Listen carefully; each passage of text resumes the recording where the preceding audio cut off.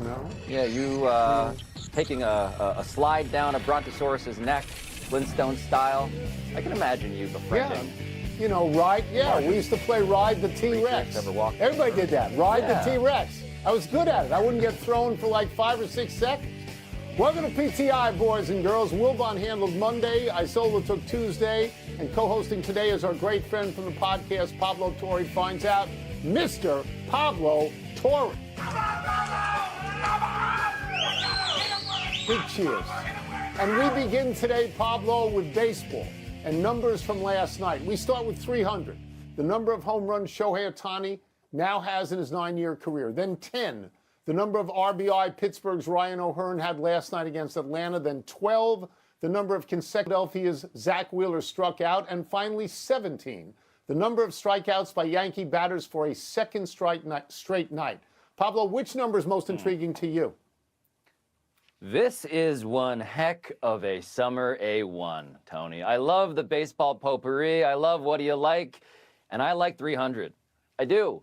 Shohei Ohtani is the story, and not just because I'm a Yankee fan who was traumatized by the fact that it's 17 strikeouts in 2 straight games. It's the idea that you look down the list of historical figures who have gone to 300 this quick in terms of plate appearances, and it's a bunch of guys that I will name for you. It is Aaron Judge, Ralph Kiner, Ryan Howard, Juan Gonzalez, and all those guys, according to Sarah Langs, who's done this math quite helpfully, have combined for 0 pitching appearances, while also being just faster than Shohei Ohtani with the home runs. And so to me, Ohtani having his first two-way season in 3 seasons, looking healthy, coming back, I just think you lead your newspaper with Ohtani until proven otherwise.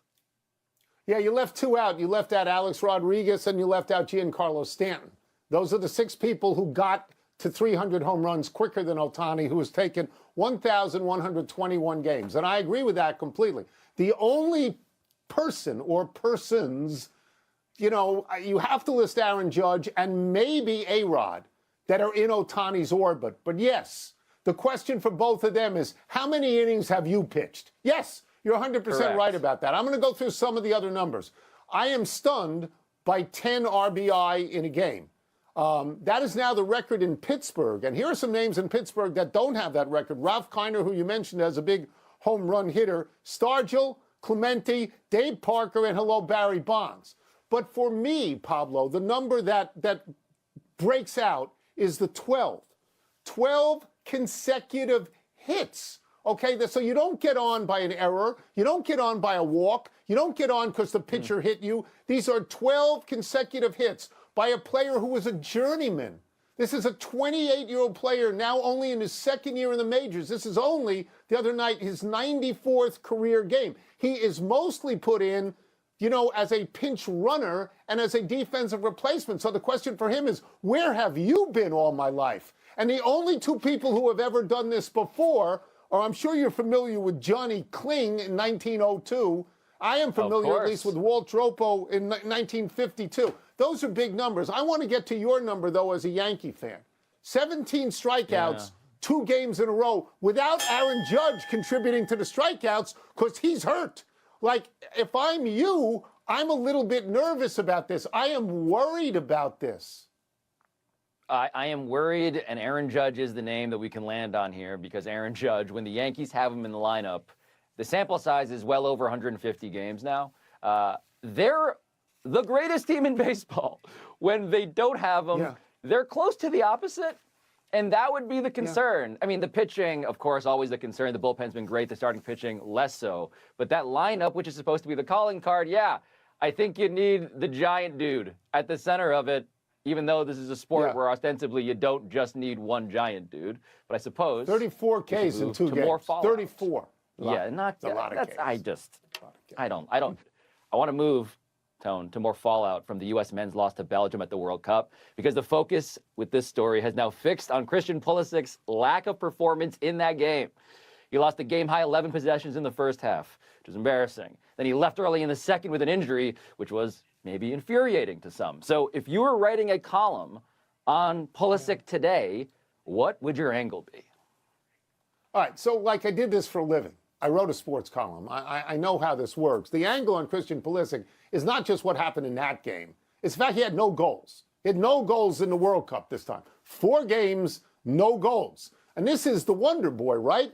This is the lead actor in the play. This is the guy who's going to lead the United States World Cup team to new and unprecedented heights, and he had no goals. The guy with the red card had all the goals. It wasn't Pulisic. And yes, he's getting slammed around for this. I mean, he had an injury. He was asked about the injury after the game. His quote was, "I sprained my ankle. It's frustrating to end like that, but now I get time to rest, so it will be okay."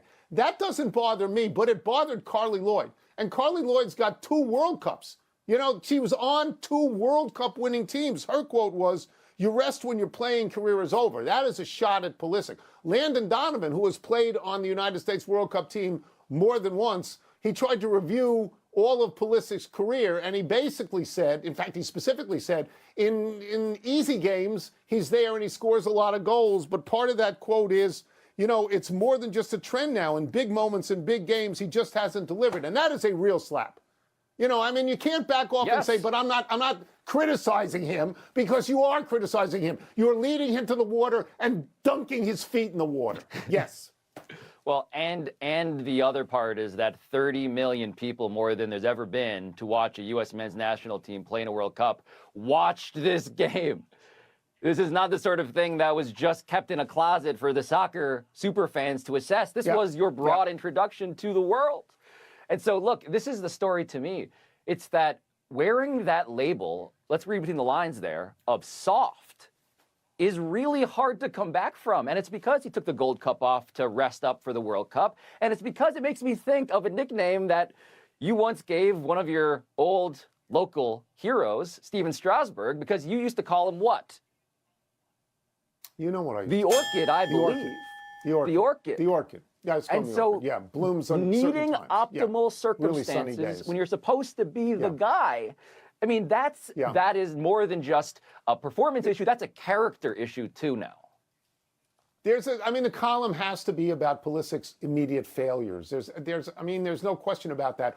Oftentimes, Pablo, the losing locker room is the best place for the column, and I suspect that would be it. I don't know how much he would talk about it, but I suspect that would be it. That, you know, you didn't deliver, and you really didn't deliver. Let's move to Wimbledon.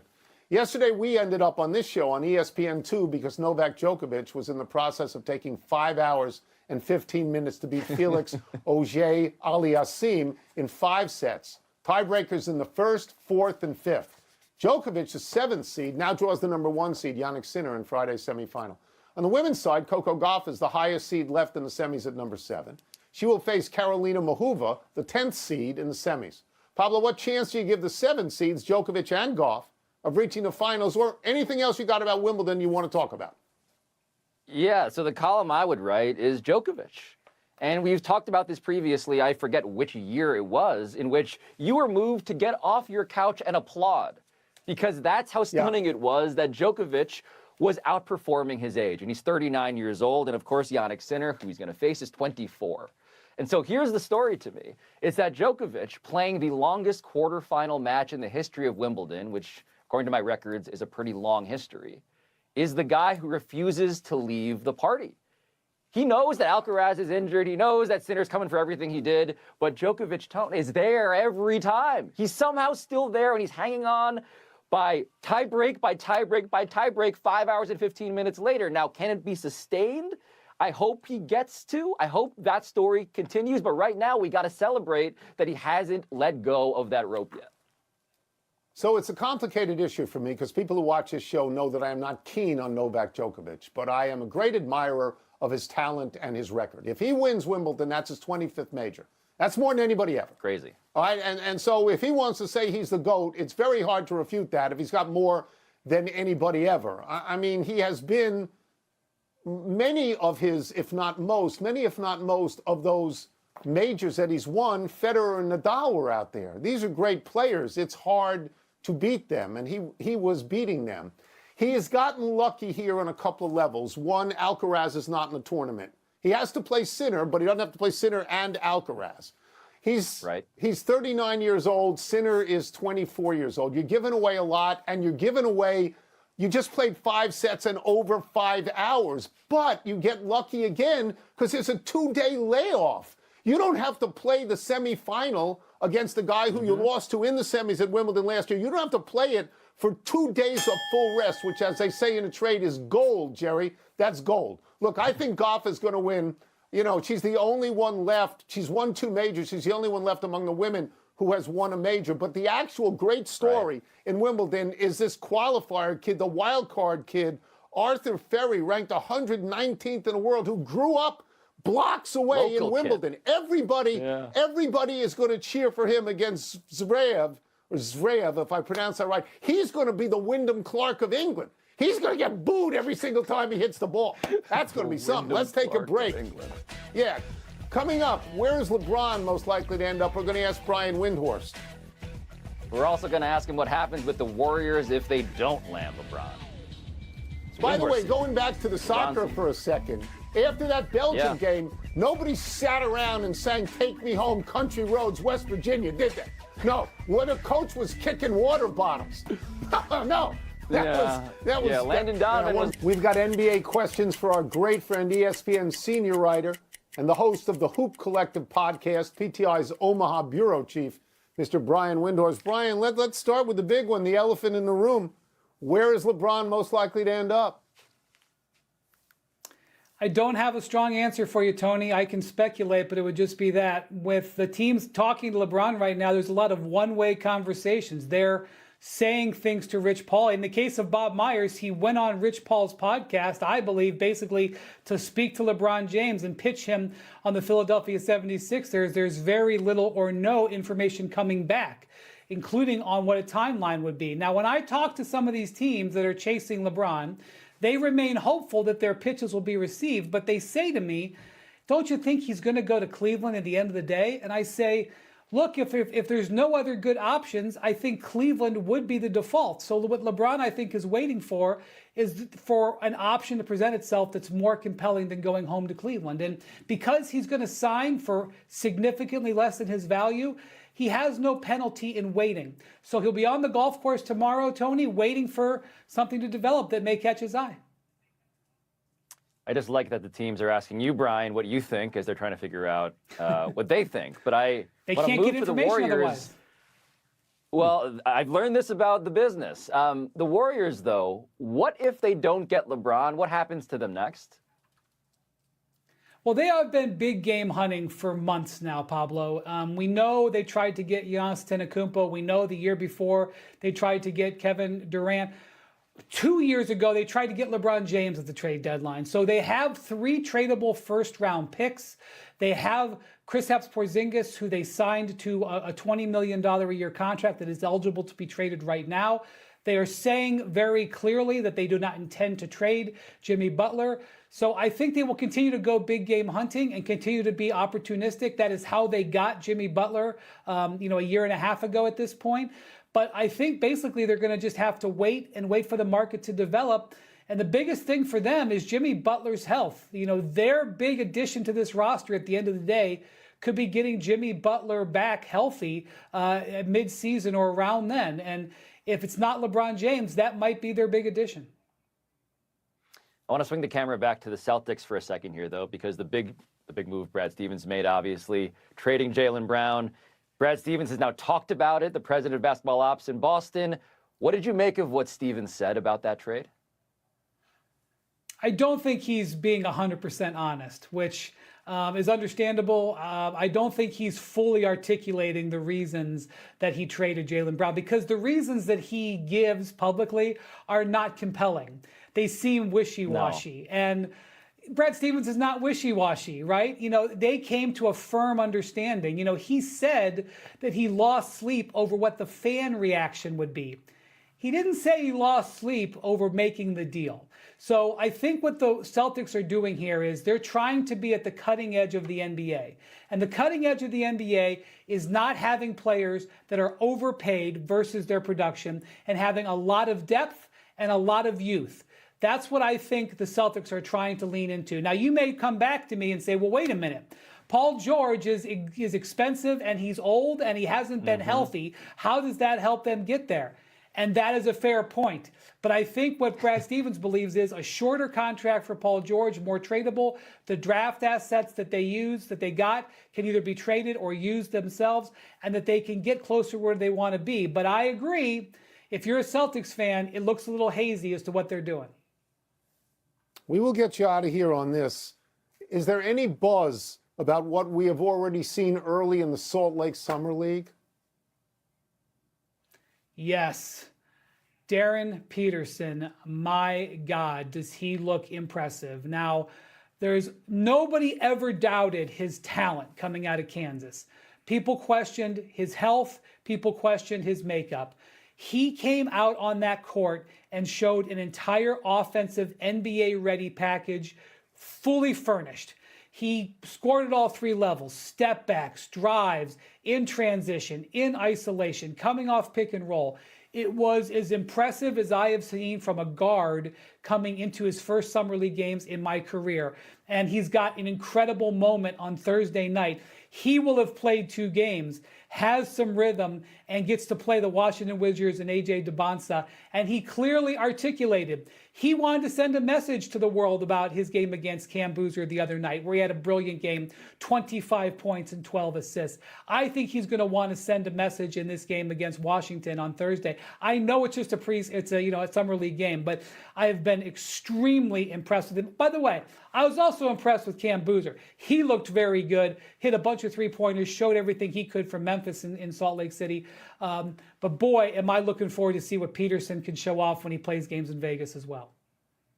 Absolutely. I mean, he wants to show Washington that they were wrong, that they picked the wrong guy, right? That's going to be his motivation. Thank you, Brian. Thank you, Brian. Thanks, guys. Let's take one last break. Still to come. The Royals. Yeah, good luck with that. Good luck with that. Happy time, people. Happy 74th birthday, Jack Lambert. The Hall of Fame linebacker was an anchor on Pittsburgh's Steel Curtain defense. Linebackers were Lambert, Jack Ham, and Andy Russell. Up front were players like Mean Joe Green, L.C. Greenwood, Dwight White, and Ernie Holmes. On the back line were players like Mel Blount and Donnie Shell. They were great offensive players as well, like Terry Bradshaw, Lynn Swann, John Stallworth, Franco Harris, Rocky Blyer, and the center, Mike Webster. But the 4 Super Bowls those Steelers won were mostly because of the defense. And when you think of that defense, the names that jump out first are Joe Green and Jack Lambert.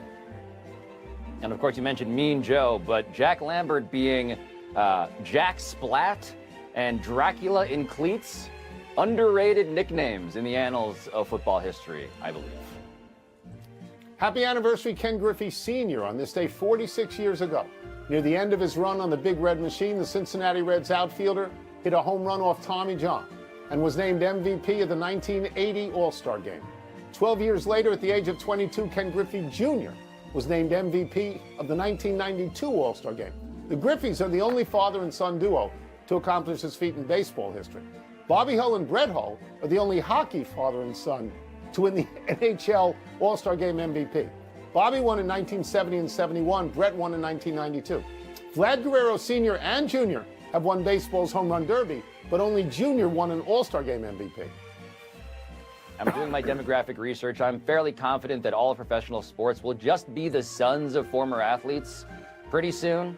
Jalen Brunson, of course, just the most recent example of you don't even need your dad to be that good at basketball to be great yourself. So congratulations to everybody who isn't. Happy trails to an easy out at first for the Royals. Calamity struck in the first inning of last night's game against the Mets. With runners. I like how that was almost kind to the Mets, except at the end when you revealed actually about that. I'm glad that you're not. Chris Middleton, meanwhile, ended up back on your Wizards. After a 6-team trade, are you excited? Yeah, it's great. He's 50 years old at this point. I mean, the Wizards are now not only collecting the #1 pick, they're collecting a bunch of veterans, too. I don't know what they're doing. It's the 16th anniversary of the decision. How do you remember it? Vividly, as a template-setting show for an era that could only be so influential because it was also embarrassing to the people who made it. And I'm glad it exists, even though it kind of blew everything up. Justin Verlander, he has announced that this will be his last season. Your thoughts? He's been hurt all year. He hasn't really pitched at all. He's got 266 wins. I don't know that anybody will top that in the future. He's going straight to Cooperstown in 5 years. Last one, World Cup tomorrow. France, Morocco at 4. Who you got? Of course, the betting lines say France, but the heart says Morocco. I'm rooting for Morocco. Give me Morocco.